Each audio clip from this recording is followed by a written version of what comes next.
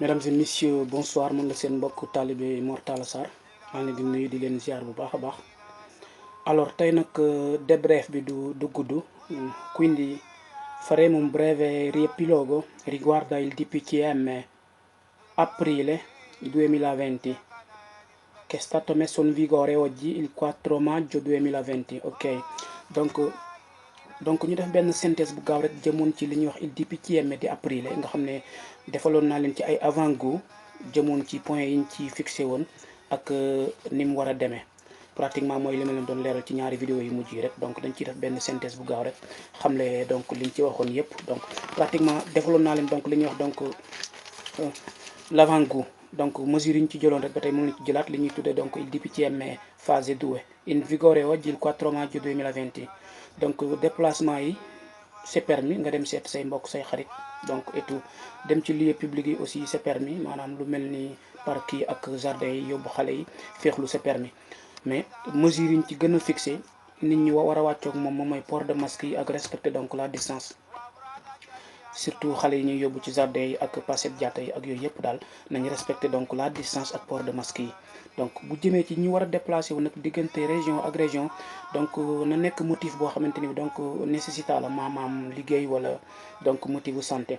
Ginnaaw aussi bi nga wàccu ak l'autocertificazione boobu, donc ma fàttali ne donc am na beneen module bu bees boo xamante ni pratiquement donc mi ngi en ligne. D'ailleurs dinaa ko dugal ci link bi pour ku ko soxla mën nga ko télécharger nga compiler ko. Pour koo xamante ni bi jàpp nga ne donc am nga loo war a doxee rek te mënta ñàkk nécessité la nga gànnuwaayaale ko donc pour compiler ko ngir mu nekk donc sa autorisation. Ok, donc loolu lépp aussi li ñu ci jublu donc éviter li ñuy wax donc il rischio di assembramenti, maanaam dajaloo bu bari bi la ñuy éviter. Moo tax donc ba tey rek li ma expliqué woon ci ñaari vidéo yu njëkk yi amul changement ci lii dugg tey en vigueur. Donc loolu daal moom moo nekkoon li ci gënoon a fës. Ginnaaw bi ñuy sàkkoo ci mbokki taalibe yi tamit ñuy port de masque yi ñu koy respecté di ko sol aussi ak di sàmmonte aussi ak distance bi ak maanaam bu fekkee da ngay dem ci lu mel ni restaurant yi nga xamante ni jamono ji ñoo ubbi ak baar yi di def li ñuy wax takeaway, quindi la ristorazione con asporto, nga respecté rang bi kenn par kenn ku dugg sa morom génn te aussi nga portare via bañ ko fa jëfandikoo. Loolu aussi gëj nañ cee insister ci restaurant yooyu aussi ak baar yi ñu ngi exiger laboratoire yi fay nekk ñuy def donc li ñuy wax la pulizia almeno 2 volte al giorno. Ñoom ñi fay liggéey aussi ñu ngi leen di ñaan ñuy sol ay masque donc ak ay gants ak di utiliser aussi li ñuy wax gel ngir donc mën a wàccoo ak matukaay yi ñu leen digal yépp.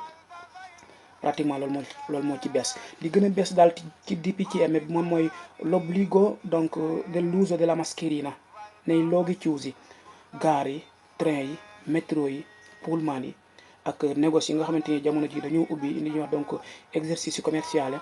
Donc foofu ñu ngi la fay sàkko ci DPCM bi nekk tey en vigueur ngay sol sa masque, respecter donc distance yi ak aussi respecter donc pratiquement lépp loo xamante ni bi rek loi bi wax na ko jëm ci lieu yooyu xam ne ay lieu fermé la fa lañ gën a soxlaa donc masque bi daal donc ñu xam ne donc léegi è un obbligo, donc le port de masque donc est devenu obligatoire donc ci DPCM bii nekk en vigueur tey.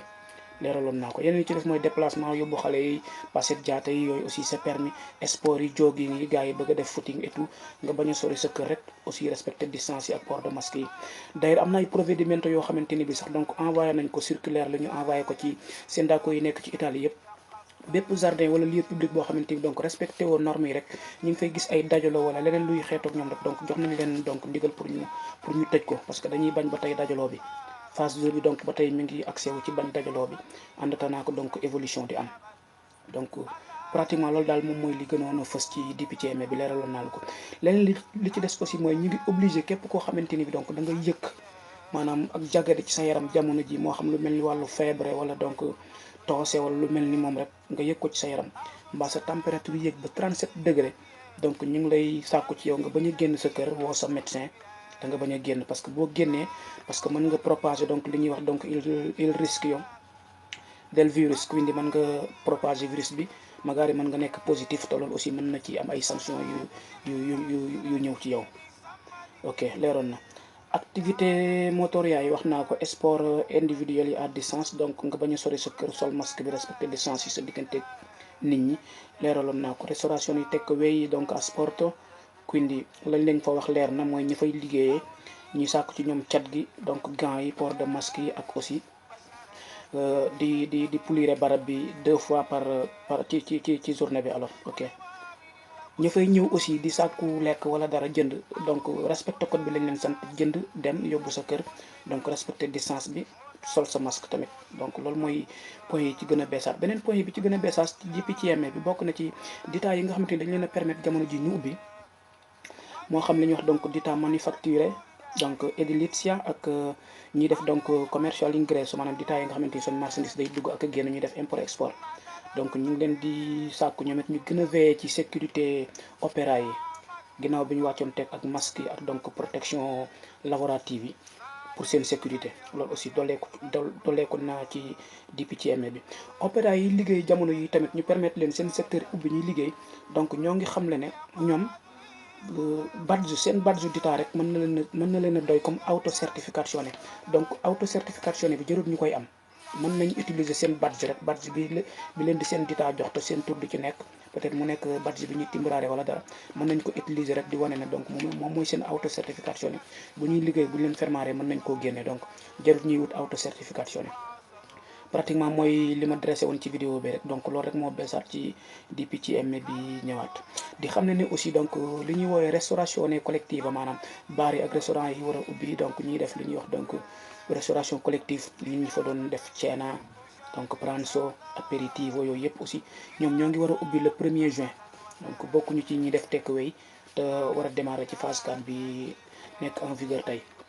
ok, négocier aussi li ëpp ci ñoom abbigliamento yi négocier ak lu def détail ak en gros et tout, ñoom donc le 18 bi mai incha allah la ñu war a ubbi.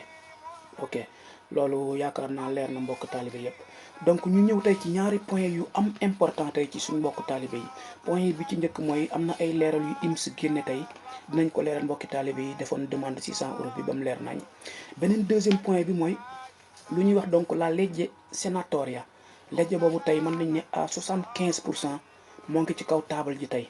donc la ministre Teresa Bellanova, donc tey bi ñu doon approvare DPCMA 4 maggio bi, donc teg na ko ci table ji, jox na ko donc il présidente Conte pour ñu gën koo saytu. xam na ne daal instant bi donc sori na trop, nañ ci waxtaan ak mbokk taalibe yi donc jëm ci lu soxal loolu.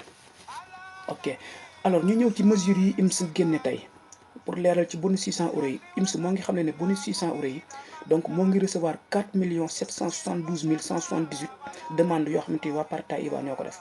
demande yooyu bi mu ko recevoir rek mu ngi ci accepté lu ñuy wax 3 668 968 ñoom lañ accepté ñoo jàll. alors ñi nga xamante ni donc dañ leen rejeté ñoo ngi toll ci 1 100 000 personnes yu ñu rejeté yu defoon demande yi. donc dinañ leen leeral motif bu tax ñu rejeté leen. alors am na ci aussi 225 000 IBAN yoo xamante ni bi ay IBAN errato la sbagliato, maanaam ku ko dugaloon juum ci sa IBAN bi baaxul. donc demande yooyu dañ ko calé en attendant, donc IMS permettre na depuis le 25 avril bi passé nga mën a def donc li ñuy wax modifica pour modifier waat date yi, donc dugalaat sa IBAN bu baax. mais bu fekkoon ku ko dugaloon sax te amutoon IBAN defoon bonifico domicilio, donc jamono ji bi amee IBAN mën na ko modifier waat dugal IBANam bu baax, bu ko defee ñu mën a saytu demande am xool fu mu toll. IMS moo ngi xam ne aussi tamit 300 000 demandes tey jii dañ leen a rejeté. pourquoi? parce que dañoo am li ñuy wax donc dañu cumuler, donc dañ doon jël pension wala ñu doon jël retraite d'émergence, donc bëgg a laaj ci bonus 600 euros bi, donc dañ leen a rejeté parce que cumul bi dañ koy bañ. donc pratiquement kuñ fayul rek war ngaa xam booy jël pension wala booy jël retraite d'émergence rek loolu moo la ko xañ, ndax IMS nanguwut loolu. ñooñu ñoo ngi toll ci donc 300 000 yu ñu rejeté yoo xamante ni dañoo bëgg na cumuler demande bi, amoon nañ pension ba pare bu leen doon fay, wala reddito di emergenza bu leen IMS non reddito di cittadinanza bu ñu leen doon fay, donc ñu bëgg koo boole ak bonus 600 euros yi. ñooñu donc toll nañ ci 300 000 yu ñu rejeté seen i demande jàllut. alors am na 630 000 demandes yoo xamante ni bii ñoom it instant bi nii jàll nañ mais dañoo supérare wu li ñuy wax donc il contrôle adesso dañ leen a tega in attesa pour di leen gën a contrôler. moo tax mooy demande yi nekk donc in attesa di esito per delle verifiche.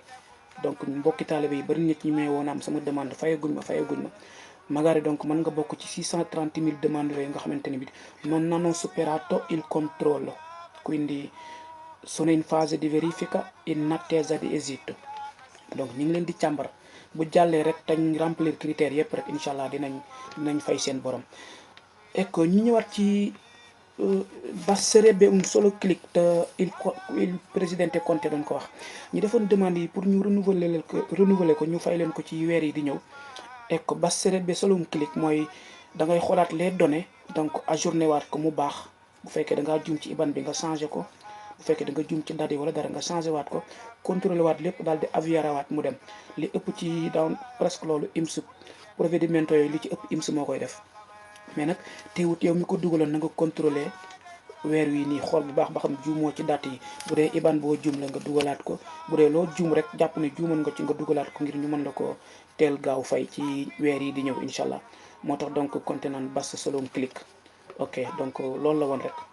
donc ku ko dugaloon rek mën nga koo saytu xoolaat bu baax date yi xool sa IBAN bu baaxee bu baaxut nga changé ko après donc nga soog a envoyé mu dem foofu aussi IMS permettre na donc képp ku ko dugaloon jamono ji donc permettre nañ la donc nga defaat vérification yi bu baax xool IBAN bi ba xam lépp jub na bu IBAN bu baaxut nga dugalaat ko pour ñu mën la gaaw fay.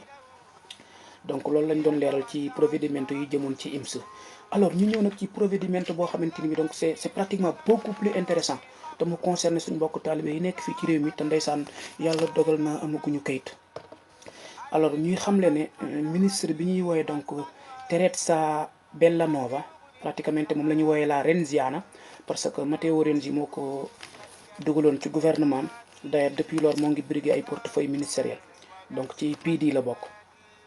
moom tey jii proposition bi mu teg ci table ji à 75% di legge sénatoria bi donc moo ngi avancé bu baax a baax d'ailleurs tey jii rek gisee na ak Conte pour donc fàttali ko proposition boobu donc teg ko ci table ji pour ñu gaaw jublu ci biir weeru mai yi nu mu gën a gaawee. may xamal mbokki taalibe yi ne donc excusez-moi pratiquement donc à 75% donc loolu incha allah dina jàll. ndax pratiquement tey ji amul benn obstacle boo xamante ni bi donc dina ko baare. may fàttali ne ministre bi ñuy wooyee Teresa Bellanova moom moo def proposition boobu ndax moom moo yor wàllu mbay mi. moom aussi proposition boobu aussi li tax ñu gën cee am yaakaar mooy da cee am ñaari soutien de taille am na ci ñaari soutien de taille yoo xamante ni bi ñoom ànd nañ ci ak moom. ki ci njëkk moom mooy donc la ministre del lavoro ñu koy wax donc la signora Nunzia Catalfo nga xam ne donc moom moo ngi bokk ci mouvement 5 Stelle bu Beppe Grillo o non lo so magari anche Di Maio. ok moom aussi donc approuvé na loolu moom moo yor politique sociale ak wàllu liggéey ànd na ci proposition boobu noonu donc pour ñu gaaw voté ko. keneen ki ci gën a ànd nag nga xam ne kooku aussi soutien de taille la ci mbir mi moom la ñuy wooye donc pratiquement moom mooy ministre bi yor tey wàllu li ñuy wooye interno ñu koy woowee donc Lamborghese. donc moom pratiquement ñu fàttali ne moom moo remplacé woon Salvini heure bii daaw rek ci al posto del Viminale. donc Viminale moom mooy le siège du ministre de l'intérieur nga xamante ne bii suñu xarit ndeysaan Salvini moo fa nekkoon heure bii daaw te fexe ba yalwaan jafa nekkoon yëpp mu këpp ko ñàkk ko ci lu dul dara. donc ministre bi ko fa remplacé tey ñu koy wax donc Lamborghese nga xam ne moom moo yor donc wàllu interne bi jamono ji. ma fàttali ne tey ministre boobu donc lu bëree bëri ci il DPCM sicurezza Italia te Salvini tegoon ko fi lu bëree bëri aussi point yu bëree bëri tey jii rek ñu ngi ko ciy dindi parce que moom dafa jàpp ne DPCM boobu tuddoon sicurezza Italia ñu bëree bëri ci mbokku taalibe yi tey moo leen xañ ay kayit pratiquement bokk na ci DPCM bi gën a favoriser tey li ñuy wax donc la clandestinité in Italie. pourquoi parce que ministre bi yor wàllu mbay mi te bëgg ñu régulariser immigré yi nekk ci tool yi ak ñiy def golfe et badante yi ni mu gën a gaawee moom jàpp na ne tey jii fii Italie lu toll ko 600,000 personnes irrégulières yu ñu war a régulariser tey jii magaari ëpp nañ ko sax. ñooñu taux boobu aussi li ko gën a favoriser DPCM bu Matteo Salvini bokk na ci bi mu génne woon tudde ko la legge sicurezza Italia nga xam ne ñu bëree bëri ci bi seen i kayit jeexee mënuñu ko woon renouveler ndax donc décret boobu. ma fàtte ne pratiquement décret boobu point yi gënoon a am solo tey ji ministre bi mi ngi koy abrogé bi fi nekk jamono ji te yor wàllu intérieur. même à l'époque donc Union européenne génne woon na ci benn circulaire di xamee ne donc pratiquement du lejje boo xamante ni donc lejje bu wàccoo ak yelleefu doomu aadama la. moo tax donc man nga ne lejje boobu pratiquement lu bëree bëri ci point yi ñu tënkoon presque daal dinañ ko abolir, donc daanaka dutul doon lejje buy exister. parce que ministre bi yor wàllu liggéey bi dafa jàpp ne jamono ji régulariser nit ñi nga xamante ni bi ñoom ñoo doon liggéey ci tool yi ak ci mbay mi di witt maanaam pomme yeeg affaire yooyu yëpp daal, ak ñi nga xamante ni tey ñoom ñooy def lavoro nero, ak ñi nga xamante ne bi aussi ñoom ñoo nekk ci kër yi di def li ñuy wax colf et badante. nee na tey ji ñooñu nga régulariser leen tey wutal leen ay kayit, jox leen permesso di soggiorno bu ñuy wax stagionale per 6 mesi rinnovabile. nee na loolu devoir la tey ci ñoom.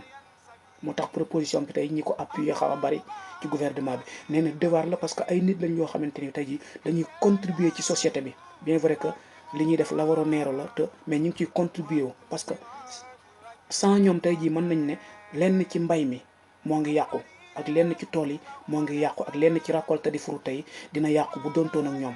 moo tax mu bëgg nu mu gën a gaawee donc clandestin yooyu nekk ci campo yi ak ñiy def lavoro nero yi te nekk clandestin rek amoo kayit, ak ñi def li ñuy wax golf et badante ñu gaaw régulariser leen ci loi bi gaaw taxaw ñu régulariser leen, wutal leen ay permis de séjour yoo xamante ne bi durée bi 6 mois lay doon yu ñuy renouveler, ndax donc ñu mën leen a xàmmee.